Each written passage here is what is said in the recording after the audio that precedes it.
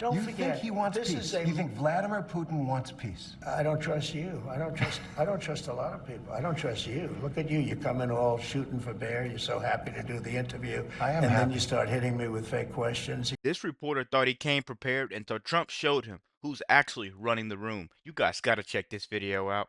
Okay, let's move on to immigration. And as you said, it is an undeniable fact that illegal crossings at the southern border have plummeted, a staggering decline. But there are questions about your methods. And so I want to ask About my message? Methods, about your methods, how you're They accomplishing seem to this. work. Do you acknowledge that under our law, every single person who gets deported gets a hearing first to make their case? Well, are we talking about people that are citizens of our country or not?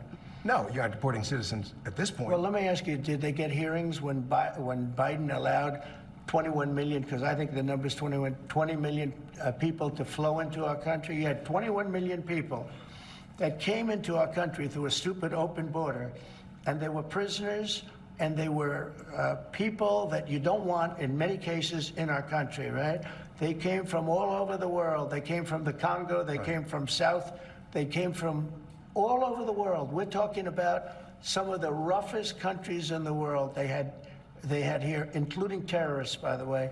Now, but did we give them a hearing when they came in? Well, the law requires that every single person who is going to be deported gets a hearing first. Well, do you acknowledge that? I'll have to ask the lawyers about that. All I can say is this.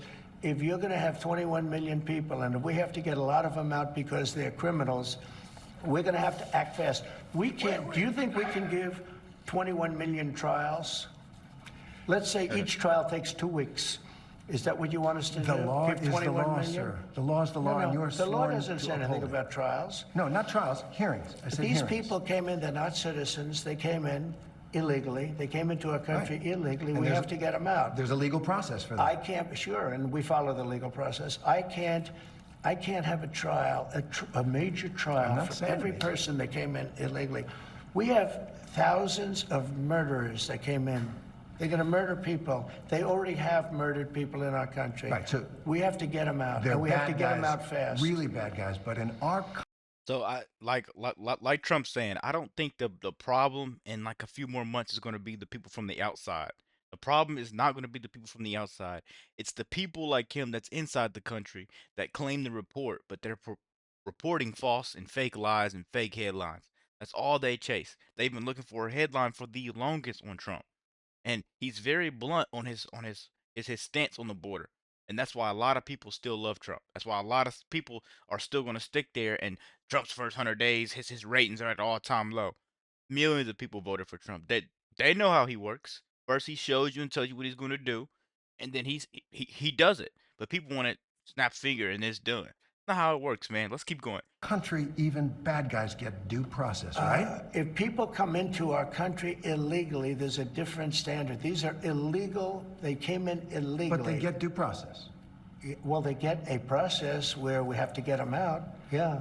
Okay, let's talk about the Venezuelans. They get whatever my lawyers say. Right. All right, let's talk about the Venezuelans. You deported more than 200 Venezuelans to that prison in El Salvador. You say they're violent, they're gang members, they're terrorists. Many of them don't have a criminal record at all. Well, but I want to. I'm not so sure about that. If you take a look, I want to read you something. Excuse me. When you look at those people, they were violent people.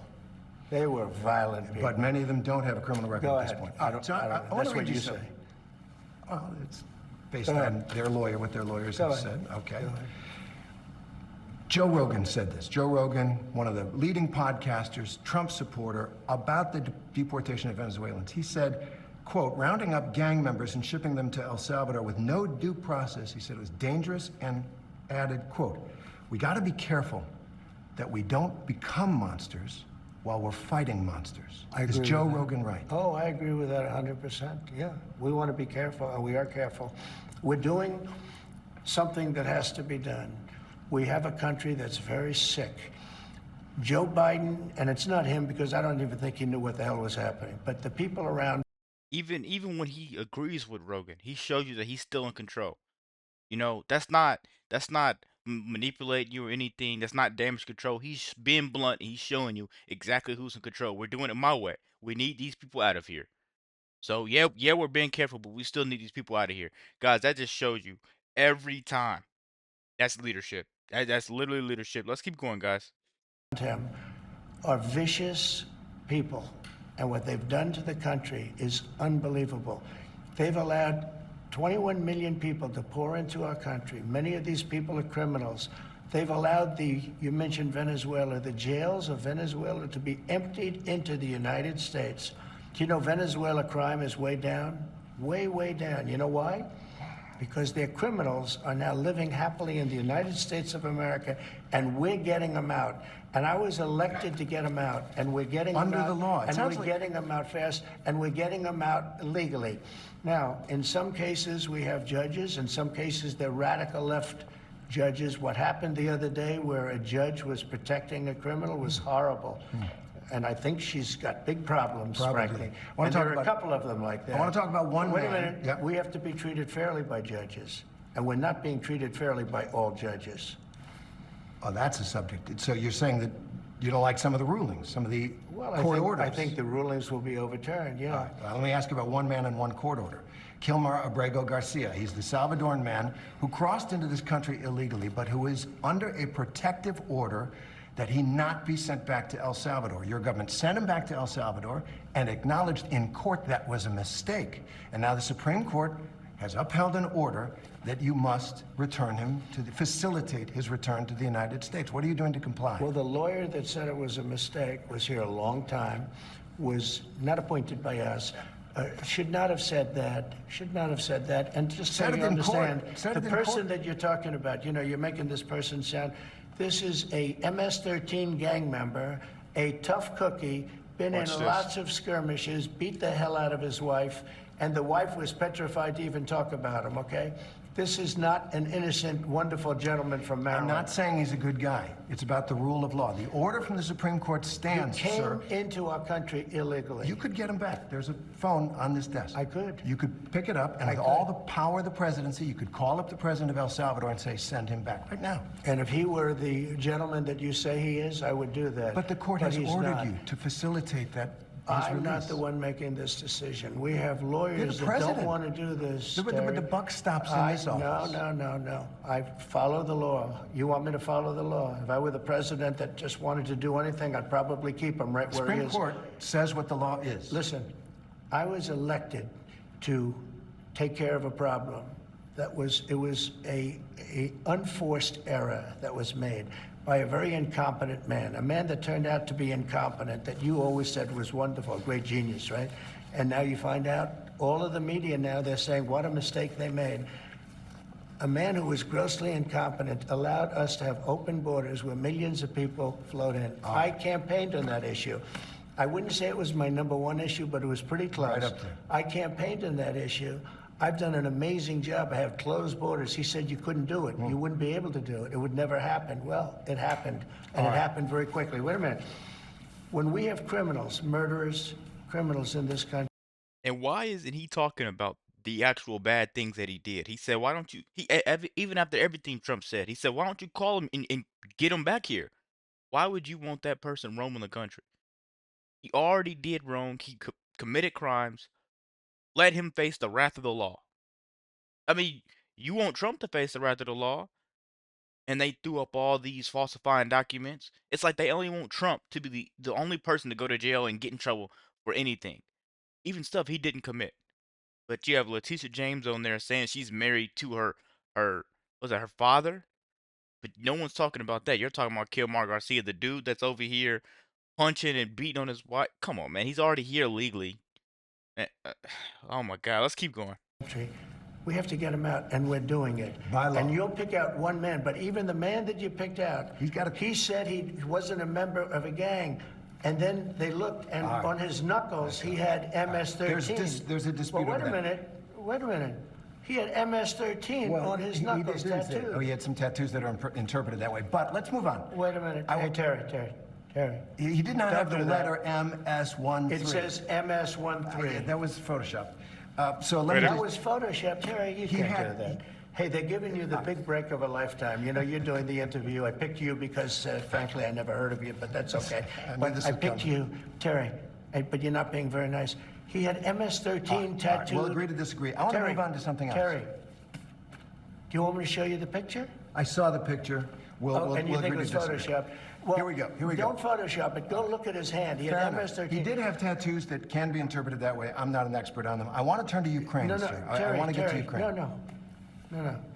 He had MS, as clear as you can be, not interpreted. This is why people no longer believe the news, because when it's he was fake photographed news. in El Salvador, they aren't there. But let's just go on. They aren't there when he's in El Salvador. They Take weren't a look there, at the but they're photograph. there now, right? No, but they're they're in now. your picture. Terry, Ukraine, sir. he's got MS-13 on his knuckles. All right. Okay? Well, we'll take a look at that. You do We'll take a such a look at that. disservice. We'll take a look at Why that, don't you sir. just say, yes, he does, and, go on to something It's else? contested. I want to turn, I was just in Rome, and to that moving photograph of you and President Zelensky sitting in St. Peter's Basilica talking peace. It went around the world. Sure. Take us into that moment. Well, look, the Ukraine is a very serious, very tough situation. And this is Biden's war. This is not my war, but I want to see if I can solve it, because probably close to 5,000 young soldiers a week are being killed, Russian and Ukrainian. We also spend a tremendous amount of money in Ukraine. So Trump didn't start a war. He's trying to stop one. This is all Biden's chaos if you're not up to date on that. Let's keep going. And Europe should be spending much more than us. They're not. They're spending much less. It's been badly handled by the Biden administration. It's been badly handled all the way around, the way around. That moment. The moment was a moment of solace, in a sense, because tremendous numbers of people are dying. A lot of his people are dying. They're being killed. And I feel very badly about it. I feel very badly about it. That's a war that would have never happened if I were president. And it didn't happen for 4 years. It was never even a thought of it happening. It does feel like something's happening after that meeting with Zelensky in St. Peter's. You posted this on social media. There was no reason for Putin to be shooting missiles into civilian areas and cities and towns over the last few days. It makes me think that maybe... Well, that was part of my post, but you're right. That was a part of a post. And it says, it makes me think that maybe he doesn't want to stop the war. He's just tapping me along. Yeah, that's possible. Sure. He might be... He could be tapping me along a little bit. I would say that he would like to stop the war. I think that if it weren't for me, I think he'd want to take over the whole country, personally. I always felt. So when I left, there wasn't even a chance that this would happen. When Biden got involved, I won't say whether or not he handled it properly, but obviously it wasn't good because the war started. Putin went in, the war started. I believe that Putin wanted to get all of Ukraine once he went in. And I think part of the reason he went in, he saw what happened in Afghanistan, how incompetently Milley and all these guys handled that. It was one of the greatest embarrassments of our lifetimes, but maybe in the history of our country. Okay. So Putin went in. I think Putin wanted all of Ukraine. Right. I think if I didn't win the election, he would have gotten all of Ukraine. I think he would have taken all of Ukraine. I think his first choice, never with me, he would have never gone in. With this group of losers, he went in, he saw what happened in Afghanistan. He said, wow, this is my chance. Because it was always the apple of his eye. I talked to him. Ukraine was the apple of his eye. Yeah. I think he wanted the whole country. You've said for months because of me, I do believe that he's willing to stop the fighting. Don't forget, you think he wants this peace? is You think Vladimir Putin wants peace? I think he does, yes. I think Still. he does. I think because even with the of raining me, missiles I think he really, his dream was to take over the whole country. I think because of me, he's not going to do that. Do you trust him? Do you trust him? I don't trust you. I don't trust a lot of people. I don't trust you. Look at you. You come in all shooting for bear. You're so happy to do the interview. I am And happy. then you start hitting me with fake questions. You start telling me that a guy whose hand is covered All with a right, tattoo doesn't have the tattoo, you know. all right. I mean, you're being dishonest. No, I'm not. Let me No, just I am tell not, you, sir. I don't trust a lot of people. But I do think this. I think that let's say he respects me. And I believe because of me, he's not going to take over the whole. But his decision, his choice. He just told the ABC guy that he doesn't trust him right to his face. This is not scripted. You 100% can't make this up. Choice would be to take over all of Ukraine. It's a war that never should have happened. It did happen because of incompetent people. Last question on this. But it never should have happened. If there's no peace deal, will the U.S. cut off military aid to Ukraine? I don't want to tell you that. I'm not going to tell you whether or not I would or not. I want to leave that as a big fat secret because I don't want to ruin a negotiation. But I'd be worried I will if I were tell you, I Ukrainian. was not happy when I saw Putin shooting missiles into a few towns and cities, and that was not something that I like seeing, and I thought it was inappropriate. But I think the whole war is inappropriate. Okay. Again, it's a war that shouldn't have happened. This is a war that if the election weren't rigged, and it was totally rigged, the 2020 election, if it weren't rigged, you wouldn't have that. You wouldn't have had the embarrassment of Afghanistan. You wouldn't have October 7th with Israel. You wouldn't have had any of the problems that you have right now. I want to ask one and question. you wouldn't have had inflation either. All right. I want to ask one question about Defense Secretary Pete Hegseth. There's a lot of turmoil at the Pentagon right now. There's the signal chat with his wife on it where he's discussing that attack in Yemen. There's another signal chat discussing the attack on Yemen. There's a reporter accidentally involved. You said the other day that you had a talk with the secretary. Did you take him to the woodshed? I had a talk with him, and whatever I said, I probably wouldn't be inclined to tell you. But we had a good talk. He's a talented guy. He's young, he's smart, highly educated. And I think he's going to be a very good hopefully a great defense secretary, but he'll be a very good defense secretary. You have maybe 100% confidence in I Pete don't have Hegseth? 100% confidence in anything. Okay? Anything. Do I have 100%? It's a stupid question. Look, It's a pretty important I position. have, no. You don't have 100%. But guys, that right there is why I love Trump, because he's not selling 100% perfection to anyone. You know, he's telling them he's not perfect. He may mess up, but at the same time, he has all these millions and millions of votes for a reason. Guys, people live through the poor times, the poor inflation, the poor crime going on, so much poorness everywhere. And people lived through that, and then all of it just seemed to be way better when Trump was in office. And now people want another taste of that. People just taste it just one more time. But you have people like this media guy from ABC that went up there trying to make his name. You have Kristen Welker, you have Caitlin Collins. These people just want to be somebody, man. Even Dana Bash. They just want to be somebody so bad. So if that means throwing Trump under the bus every time they get a chance, that's exactly what they're going to do. Let me know what you guys think about this quick video. Be sure to like, comment, subscribe if you're new. And as always, let me know what you react to. We're out.